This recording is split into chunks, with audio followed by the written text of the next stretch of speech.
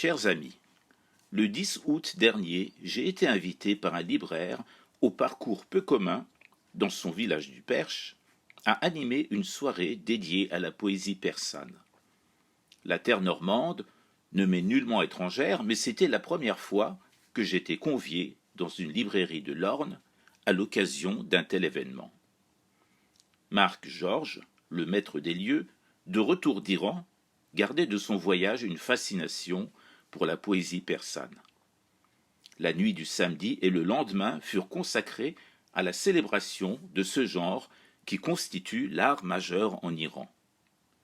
Nous avons lu et chanté la poésie épique de Ferdowsi, les poèmes lyriques de Hafez, les vers inspirés des contemporains célèbres que furent Ahmad Shamlou et Simin Behbahani, et nous avons rendu hommage également à Iraj Mirza, prince libertin et libertaire.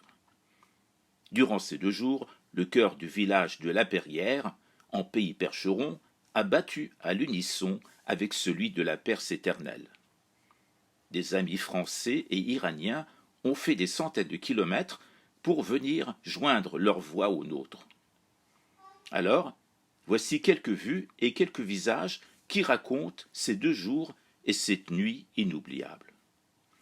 Ceux qui aiment la poésie persane et s'y reconnaissent trouveront largement matière, dans ma chaîne YouTube, à assouvir leur soif. Aussi, j'ai préféré, dans cette chronique, rendre hommage plutôt au pays de France, mon autre source intarissable d'inspiration à laquelle je n'ai de cesse de m'abreuver. C'est un hommage également au parcours du propriétaire des lieux qui a fait du livre une éthique et une religion et non une finalité de consommation comme le voudrait notre monde qui va sans cesse trop vite et trop loin du sens véritable de tout savoir et de toute culture.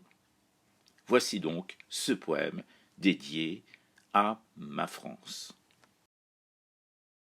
France, ma terre longtemps rimée, avec mes mots dans ton sillage, sur mon pupitre ton image, mon nom à ton nom arrimé. Longtemps si proche, pourtant lointaine, car abreuvée par des mots vains, de gens de lettres, de mauvais vin, ma source claire, ma fontaine.